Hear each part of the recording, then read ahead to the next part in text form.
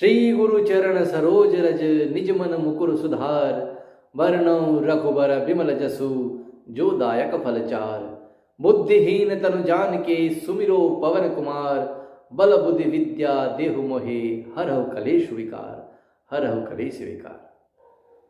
नमस्कार मित्रों, मैं आपका ज्योतिष मित्र विजय कुमार तिवारी फिर आपके समक्ष एक नया वीडियो प्रस्तुत कर रहा हूं।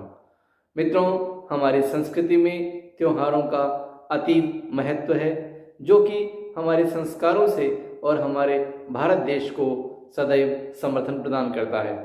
तो मित्रों, सभी देवी देवताओं को हम अपनी मान्यता अनुसार मानते हैं और अब एक ऐसे महान विभूति का मैं आपको चित्रण करने जा रहा हूं, जिनका जन्मोत्सव आने वाले दिनों में हम मनाएंगे, जो कि सदैव अजर और अमर हैं। अब सर्वप्रथम मैं उस जन्मोत्सव से पहले आपको ये बताना चाहूँगा कि जन्मोत्सव और जयंती में क्या अंतर है। तो जयंती उन महानुभावों की मनाई जाती है जो जन्मे थे और अब हमारे साथ नहीं हैं, उनकी जयंती मनाई जाती है, जैसे कि हमारे देश की महान विभूतियाँ। लेकिन जन्मोत्सव उन महान आत्माओं का मनाया जाता है जो आजीवन हमारे साथ रहते हैं और हमारे ऊपर आशीर्वाद प्रदान करते हैं। तो हनुमान जी समेत 8 विभूतियाँ संसार में ऐसी हैं जिनका अजर और अमर सर्व शास्त्रों में विदित है। तो आइए आज हम भगवान हनुमान जी के जन्मोत्सव के विषय में कुछ चर्चा करें।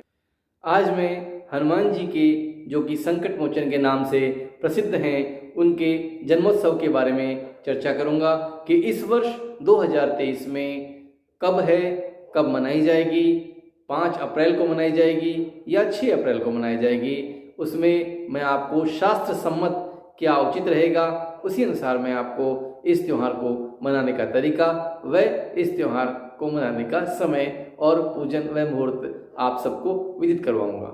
तो सर्वप्रथम मैं भगवान हनुमान जी के जीवन चरित्र के बारे में 1-2 घटनाओं का चित्रण करने जा रहा हूँ कि एक समय माता सीता को जब हनुमान जी ने देखा कि माता, आपने अपनी मांग में ये सिंदूर क्यों लगाया है, तो माता ने कहा कि अपने स्वामी के जीवन को आजीवन करने के लिए, यानी कि अपने स्वामी के जीवन को बढ़ाने के लिए सिंदूर लगाया जाता है, स्त्रियाँ सिंदूर लगाती हैं। तो हनुमान जी ने इसे देखकर अगले दिन अपना पूरा शरीर जो है वो सिंदूर से रंग लिया। तो माता सीता को हंसी आ गई और माता सीता ने बोला कि अरे हनुमान जी, आज आपने पूरे शरीर पर सिंदूर लगा लिया। तो माता से हनुमान जी ने कहा कि माता, कल आपने कहा था कि अपनी मांग में सिंदूर से स्वामी की उम्र बढ़ती है, तो मैंने अपने पूरे शरीर पर सिंदूर लगा लिया, जिससे मेरे स्वामी भगवान राम की उम्र जो है लंबी होगी। भगवान हनुमान जी के बारे में कहा जाता है कि अतुलित बलधामम हेम शैलावदेहम धनुजवन कृशानुम ज्ञानिनाम अग्रगण्यम सकल गुण निधानम वानराणाम अधीशम रघुपति प्रिय भक्तम वात जातम नमामि। यानी भगवान हनुमान जी को हम बारंबार प्रणाम करते हैं। शक्ति, बल, बुद्धि, विवेक, सब चीज़ों के लिए भगवान हनुमान जी के पास इतनी सारी शक्तियाँ थी। तो कहा जाता है भगवान हनुमान जी अष्ट सिद्धि नव निधि के दाता असबर दीन जान की माता, कि भगवान हनुमान जी के पास अष्ट सिद्धियाँ और नव निधियाँ थी, जिससे कि वो सारे संकट लोगों के दूर करते थे और अपने भक्तों के संकटों को दूर करते हैं। तो हनुमान जी से जुड़ी एक और आपको मैं किंवदंती बताता हूँ। तो मित्रों, हनुमान जी से जुड़ी हुई एक और प्रसंग का मैं चर्चा कर रहा हूँ कि एक बार जब लंका विजय के बाद में भगवान श्री राम का दरबार लगा था, तो माता सीता ने सबको पारितोषिक वितरण किया।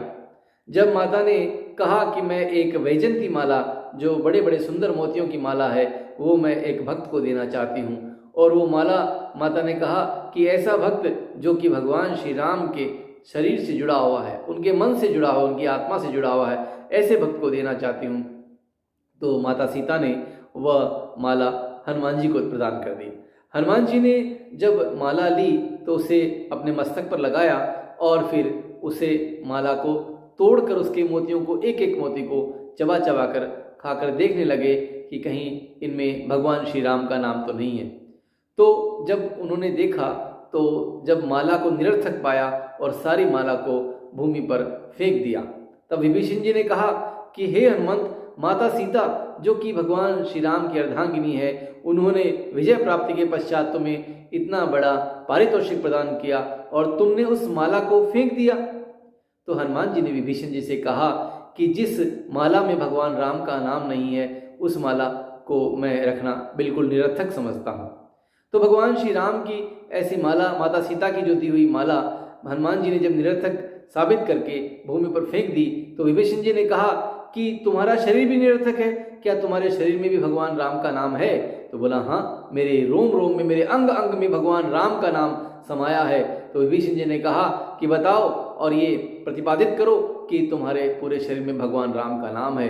तो हनुमान जी ने कहा कि देखो, और अपनी छाती को चीर कर जब सारे लहूलुहान होते हुए भगवान श्री राम और माता के सीता के दर्शन पूरे संसार को कराए और हनुमान जी को सब लोगों ने धन्यवाद अर्पित किया। ऐसे भक्त शिरोमणि के नाम से भगवान हनुमान जी को जाना जाता था। मित्रों, एक और प्रसंग सुनाना चाहूँगा भगवान हनुमान जी का। तो महाबली बाली के बारे में तो आपको सबको विदित है कि ब्रह्मा जी ने उन्हें वरदान दिया था कि जब भी आप किसी के समक्ष युद्ध करेंगे तो उनका आधा बल आपके पास आ जाएगा। तो इसी घमंड में बाली ने हनुमान जी को मल्ल युद्ध की चुनौती दे डाली। अब हनुमान जी ने कहा कि चलो मैं आपके मल्ल युद्ध की चुनौती को स्वीकार करता हूँ। तो हनुमान जी नित्य पूजा अर्चना करते थे। तो अगले दिन जब युद्ध का चयन हुआ कि अगले दिन मल्ल युद्ध लड़ा जाएगा, तो उस समय बाली ने कहा था कि हनुमान जी आप अगले दिन आप मल्ल युद्ध के लिए आएंगे। तो हनुमान जी अपने इष्ट देव को पूजन अर्चन कर रहे थे। उसी समय ब्रह्मा जी आए कि हे हनुमंत, आप बाली से मल्ल युद्ध लड़ेंगे तो अपना 10% से भी कम आपका बल जो है अपने साथ लेकर जाना, बाकी 90% से अधिक बल जो है यहीं पर छोड़कर जाना आप।